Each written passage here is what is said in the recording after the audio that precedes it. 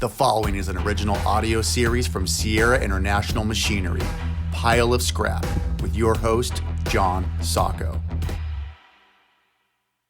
Hello, and welcome to another episode of Pile of Scrap. And today, I'm with Chuck Carr, Everything Convention ISRI, Chuck Carr.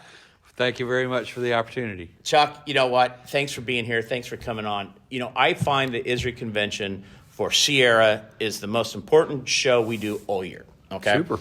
As a former chairman of ISRI, to understand the workings of it, it's really an amazing feat. And you have taken this convention to whole nother levels. So my first question to you is, give us a brief background to all the events you deal with at ISRI besides the convention and everything in that respect. Well, in the process, John's only telling part of the story because he's been a convention or a ISRI chair. He's been involved in the workings of the convention before. So he knows a lot of the background here that we'll probably talk about. I came to work for ISRI in 2003 to do communications and immediately picked up the convention and membership and several other departments that all were sort of interrelated, and began working on ways that we could start building a convention that better met the needs of the ISRI members, working with John and with his predecessors. And we've been able to take a convention that, well, my first year was, do you remember the Mirage Hotel? We were in the Mirage in a 90,000 square foot ballroom and fit every exhibitor we had in that 90,000 square feet. And today we are what? Today we're in a 360,000 gross square foot space. 4 times the size? More than 4 times the size, actually, and it's a little bit more than 360,000. More than that, we sold out of space in January this year. We need more space. We need more people, and we need more space. Well, that's awesome. So you come on to communications, and then all of a sudden you sunk your teeth into convention, and then it's been your child at staff. You run the convention. You get everything, the numbers and all that. Tell us, from your first convention that you ran to today, the dramatic changes in the convention itself, besides floor space. What other things? Well, you know, I think the dynamics of it that have changed have been more about the people who come to the convention than the convention itself. And each year we're trying to do a better job in meeting the needs of the clients who come to the convention. You're putting your money on the line to come as an exhibitor or as an attendee. And so we're trying to build a product that's better for you. Back in 2003, the entire industry was a little bit different. It was far more metals heavy than our membership is today. Yeah. It was more family businesses than it was corporate or publicly held companies. A lot of people who came to the convention came and used it also as their spring vacation. So the networking, not only business networking, but social networking that came about between these people who'd been meeting every year was what was most important. That was also really easy to do when you were in one hotel and everybody was staying together throughout the entire time. We're too big for one hotel, right? The Mandalay Bay in Vegas, where we're having the convention this year. Okay, the convention center itself, we're about we got room to grow there, right? Got room to grow. A little bit, sure. Until we have to go to a convention center there. Right. Okay, so tell us about the rooms, the evolution. How many rooms were we way back when to how many rooms are we now? Well, it's going to surprise you that the actual contract we have is not substantially larger. We used to block rooms at about 1,200 or 1,300 rooms on the peak night that we're there. And now we're up around 2,000. The reason for that is that, again, with our audience, we've seen an audience that used to want to have all of us staying in the same kind of room at about the same price point, to an audience that's now more diverse in who comes, both in the kinds of commodities that they handle, their position within the company. And so we have a need for a high-end Four Seasons hotel. We have a need for the product that we get with the Mandalay Bay and the Delano, which is 4-star quality, great hotels. We also have those that need to come for a budget hotel. Luxor. And it really works in Las Vegas because the Luxor is literally connected to the building. And they take the monorail over. This year, the price for the prime nights of the convention are actually in double digits, not triple digits.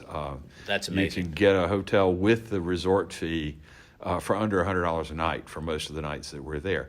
So if you're looking for a way to come to ISRI's convention and save money, not only are we trying to keep our prices down for the convention, but we're also trying to find ways to make the entire travel experience cheaper too. Now, people are coming from all over the world. How many countries will be represented this year at the convention? Well, that's actually another major change in the convention, in that in the early 2000s, we were lucky to get 6 or 7% of our attendees from overseas. Now, in a normal year, we're between 17 and 20% of the attendance is coming from outside the United States. That includes Canada, but from outside the United States. So that number grows every year as the convention itself has become something that's not just a family trip for ISRI members, but it's become the show that the recycling industry has to go to every year. So workshops. Okay, let's talk about workshops because there's so many different commodities. How many different workshops will be held this year? This year we'll have somewhere between 50 and 60 workshops. That includes the spotlight sessions that are commodity-based. That will include a series of programs that's talking about workforce development and all the issues that everyone in this industry is having right now of finding good employees. Oh, that everybody I've talked to, same thing. And it doesn't mean just the scrap metal industry or the recycling industry. Oil field service companies, where in Bakersfield where we are, agriculture, finding people is not easy. At 3.5% unemployment, we're almost at the bottom of the barrel. Right. Everybody's got a job. Yeah, it's a challenge because everybody's looking for the same talent base that's out there. The perception of our industry as a scrap recycling industry is not necessarily one that people see in ivory towers. So it's really important that we understand what our product is, that we understand how we can sell that product to the millennial today, to the young people who are now looking at perhaps what good alternatives are out there other than going to college. What workshop are you most excited about that's going to hit for the millennials, that's not so traditional for what we have been? But what workshop are you really excited that the millennials get to go to and get really good take-home value? Well, this one's going to turn on its head. This is going to be an opportunity that's going to change the face of the convention going forward. And that is on Thursday morning of the convention, April 30th, we're doing what we call ISRI Talks. It's based a lot like the TED Talks that all of us have seen on YouTube. We're going to bring in 5 ISRI members, actually 4 ISRI members and 1 employee, who are going to have little 10 to 12 minute stories about themselves, ideas that they have that will change the face of recycling.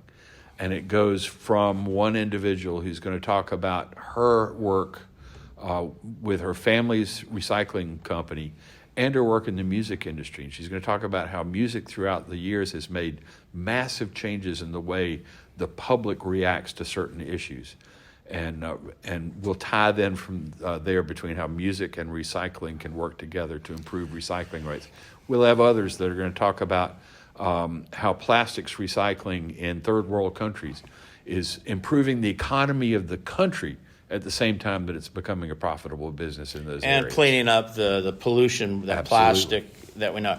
All right, so I get asked a lot, how are the keynote speakers chosen? So as a former chair, I have my response, but tell us, how are the keynote speakers chosen? Well, in a former life, I worked for a member of Congress, and you've all heard the saying that you don't want to see the laws made because they're made much the same way as you make sausage. It's better just to taste it than to see it made.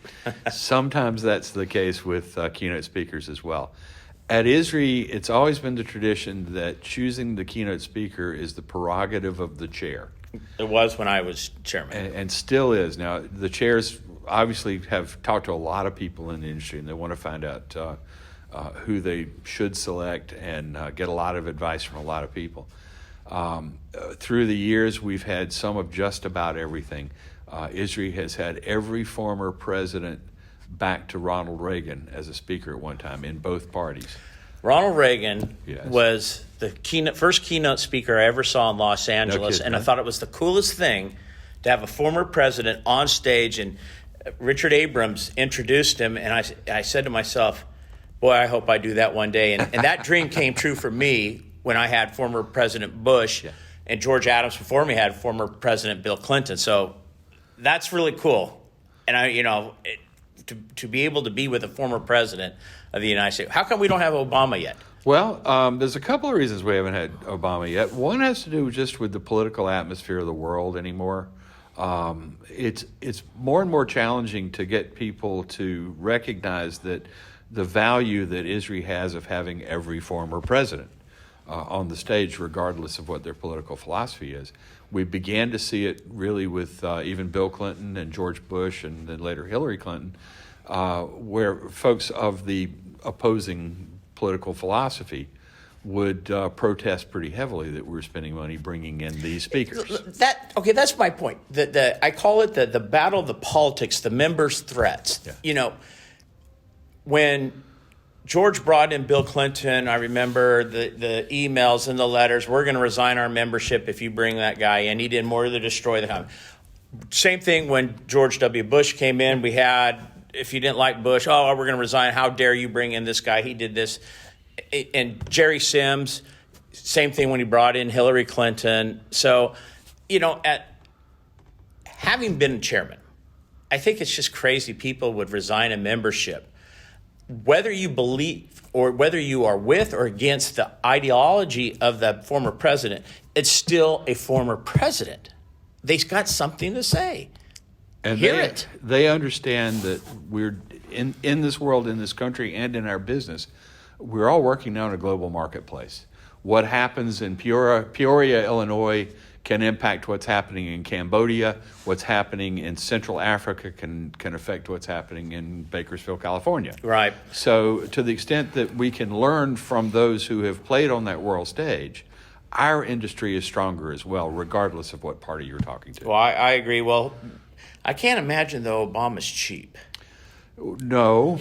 I got to imagine he's very expensive. Nor were any of the others that we mentioned. No, but I would imagine the growth of the speaker fee has got to be enormous now. Well, in fact, that's true of any of the speakers. The kind of inflation that we've seen in keynote speakers across the board, whether from entertainment or from business or from politics, it has grown substantially. And then you add to that the atmosphere, which is causing more and more need for higher levels of security, which we've even experienced at our own convention. Sure.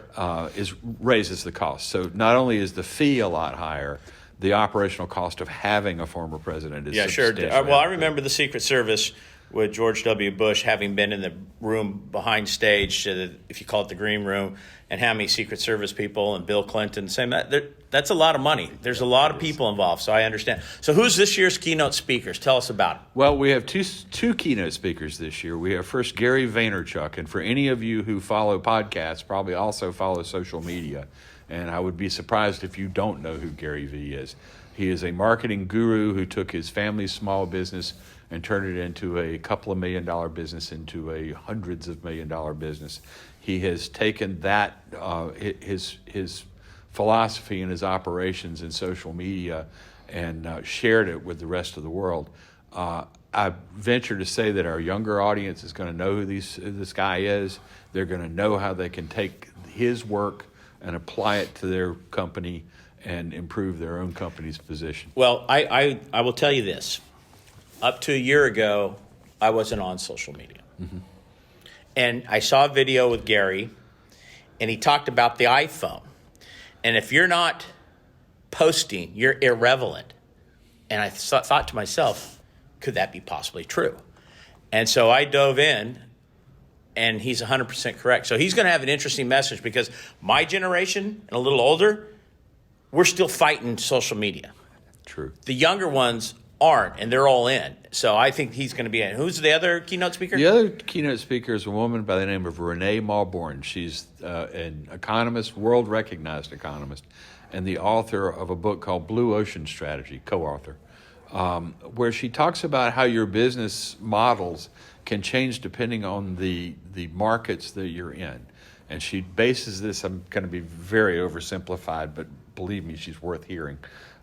Essentially, many of us in our industries today are operating in a red ocean. We're going dog eat dog, dog fish eat dog fish. against our competitors and creating a lot of blood in the water in the process. Okay. While you're helping yourself, you're also hurting yourself by fighting all this time. Sure. So her concept here is to try and find ways to find blue ocean to work in, find new markets, find new products, find new ways that you can stand out as the only operator in a new market. It's an exciting way to look at your business and an exciting way to get you thinking about how your business can be more than it is today when you open tomorrow morning. Well, I think that's always been the backbone of the recycling industry. You know, my father was recycling used bags and then did radiators and then batteries and now it became scrap, you know, and then paper and plastic. So it's always, everything has evolved. Our industry has evolved quite a bit, and this should be a good I'm looking forward to hearing her. Well, I love the convention. The convention is great. You know, how many people this year we think we're going to have? We're going to have a little over 5,000. Ideally, we're going to have around 5,400. John can tell you that one of my hobbies in this convention is trying to keep up with the numbers, and I'll typically make a prediction 6 weeks out or so on how many we'll have, and we'll see how close I get to What that. was your closest call? I missed it by 2 one year. So, well, you know, sometimes I miss it by a great deal more. We're recording this a little early, so I'm not quite ready to say. No, you're not ready to give us your final prediction. I do think we're going to meet the budget, though. Oh, so. Well, that's always important for ISRI. You know, the convention, look, from the exhibit hall, which is so much information and people, you know, from our recycling facility, we'll have a team of people there, our safety directors, and they'll go through it. They almost can't get through it now. Right. And then, of course, we're exhibiting with Sierra, our booth, on the machine. So it's busy for us, but very informational, and the take-home value has always been there. You can't come to ISRI and not have take-home value, in my opinion. The best way to make the best use of the convention, however, is to don't try to do it by yourself. This is a large elephant, and you need several people chewing on it. Bring a couple of your key employees. Bring one more than you brought last year, and you're going to take home more return on investment than you did the year before. Well, I seen it at Sierra where, like last year, we brought in, we had our 3 safety people here and our ops manager and 2 other people, and they had tremendous take-home value that we implemented at Sierra that helped us be a more efficient recycler. So, look, I'm a big advocate for it. Obviously, I guess I'm the choir, Chuck, but I think it's crazy. If you're in the recycling industry and you don't come to ISRI, I think that's just a bad decision. Well, and the stories that you hear are pretty amazing. Not only are you there for what is the best trade show in the world in the recycling industry, not only are you there to hear keynote speakers who are either going to educate you or entertain you or both, regardless of who's on that stage. I assure you they're going to be programs worth seeing. Not only are you going to find education sessions that you can implement in your facilities every day, I can't tell you how many times I hear stories from members who say, I was sitting at the bar in the middle of the casino at 2 o'clock in the morning talking to 3 people, and somebody said something that sparked an idea in my head, and now my company's making $20 million more than it did last year. Well, It happens. The power of communication, power of meeting people. So what's the future of an ISRI convention going to be like, Chuck? What change? What do you see? Let's look into the future. And what's going to change about ISRI? Well, the several things have changed, obviously, in the last 15 years as we've grown. We've found ourselves somewhat limited in the number of facilities we can use around the country, and that our show, the equipment show, is very heavy. So we have to have facilities that can take these large machines that we like to show up. Sure. And that can take these machines indoors. We have to find facilities that have the hotels and the airlift that we need to provide a good quality product. So I predict we are going to continue to grow, perhaps not at the rate we did during the last decade, but we're going to see the show get larger. We're going to see the number of people who come to the show get larger. We're going to have to understand that our audience is changing. There are going to be fewer and fewer of those of us in our 50s and 60s that are at the meeting, and more of those who are in their 20s, 30s, and 40s. And their expectations are different. Their definition of ROI is different. And if we're not constantly looking for ways to make this convention a better product for the customer that's paying to come, then it will die. And I won't let that happen. No, I don't think it will, because I think there's too many smart people. And the members, there's a lot of young, powerfully strong, intellectual people and the young youth that are coming in that are going to help drive that. So what other events? So, of course, ISRI 2020, Las Vegas. What are the dates? April? This year's dates are 27th through the 30th of April. Okay, so what other ISRI events should our members or people who listen to this podcast need to come to? What other, besides the ISRI convention, what other events does ISRI have that you put on that are very important for education purposes? Well, I'm going to tell people to take the lesson from Gary Vaynerchuk here and keep up with our social media, keep up with our website. This is where you'll find more of this information going forward. The easy ones to talk about are the education and training programs that we put on. We have the Commodities Roundtable program that's in Chicago in September every year. It's a place where you can get a great snapshot of the markets, world markets as well as commodities markets across the spectrum. We'll have speakers that are coming from around the world to help give you that information. We do more blue-collar programs, operational yard programs like the Shredder Operations Forum.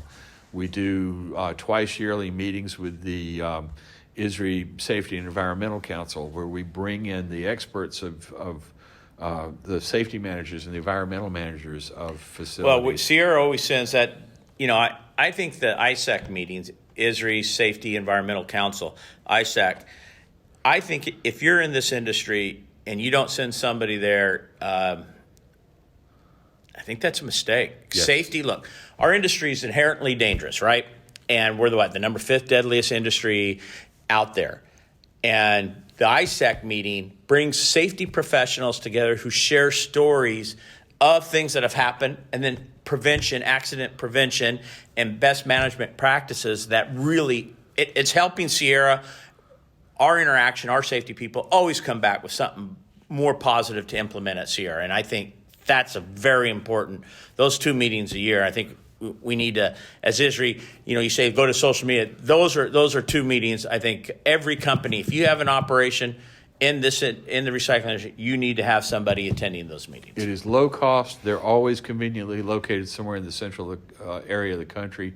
And if you want to learn from the experts, go to the experts. Go to the people who are managing our safety issues and our environmental issues every day in the yards and in the plants.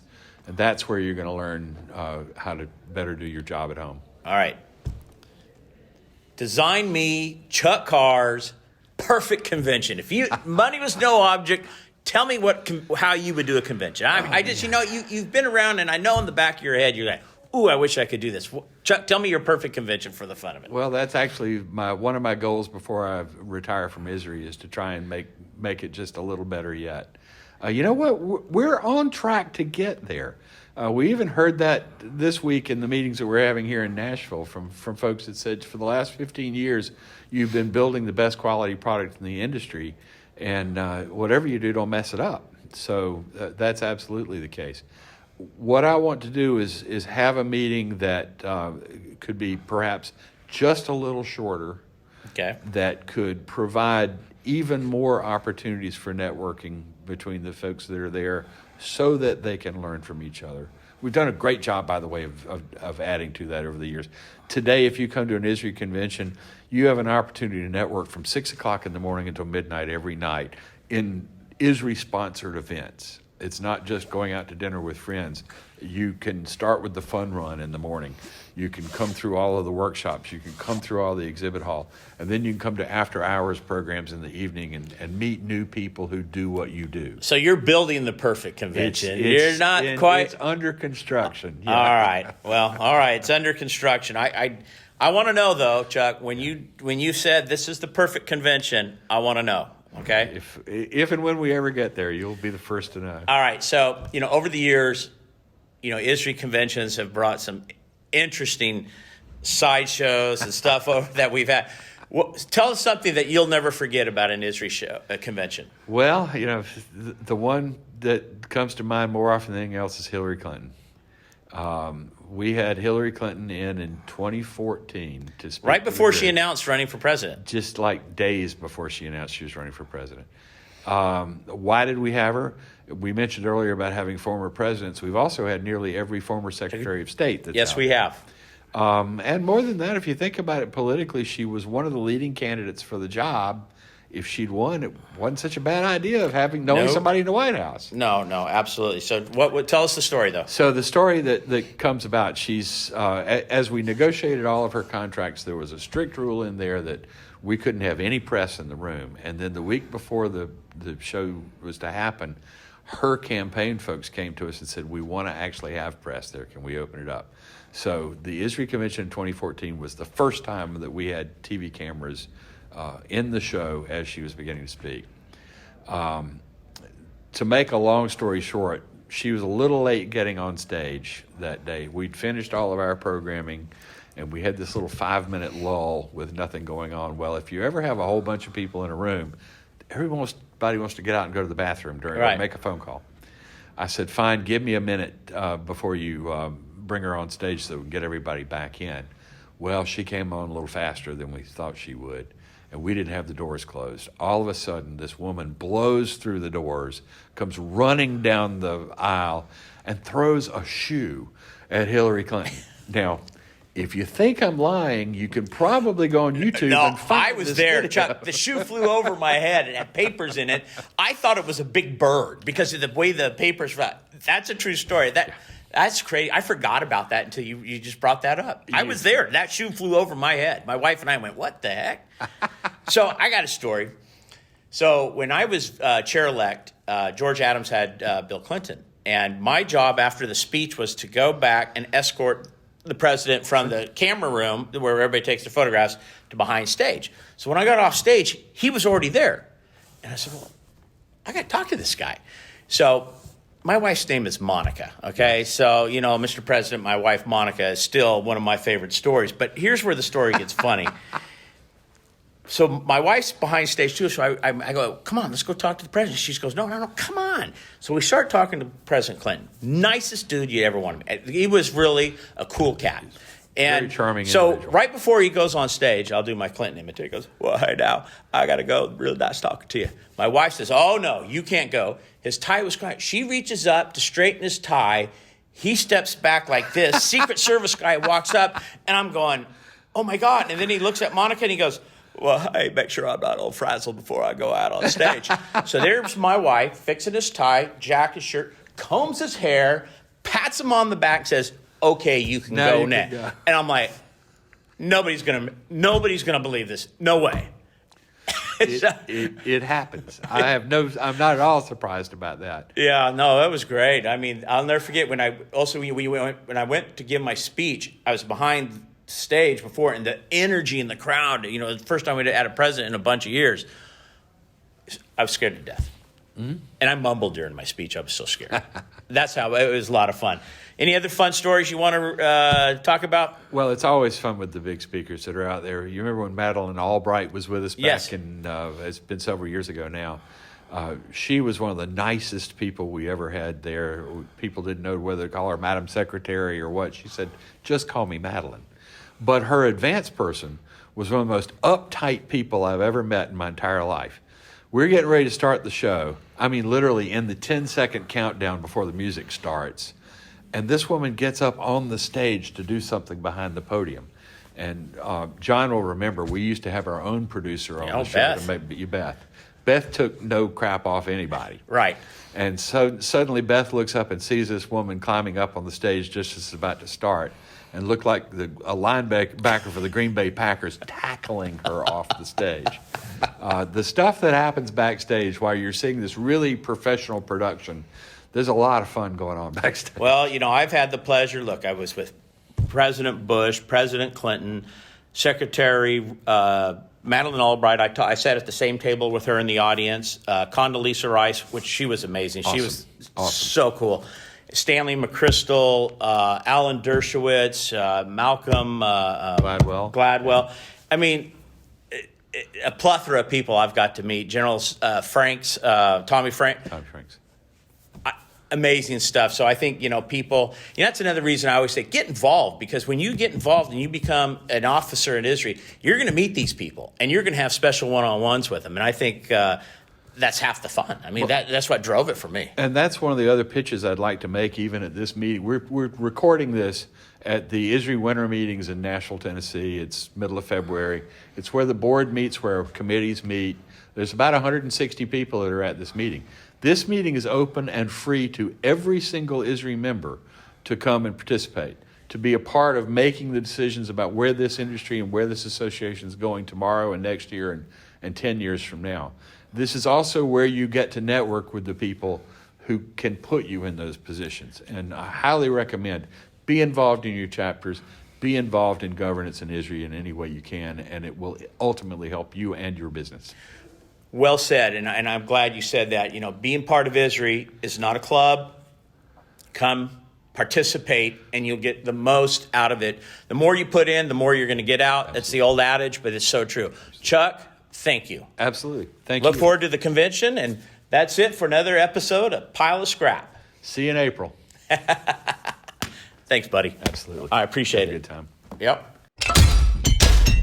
This has been a Sierra International Machinery original audio series. Thanks for listening. Please share this podcast and make sure to subscribe.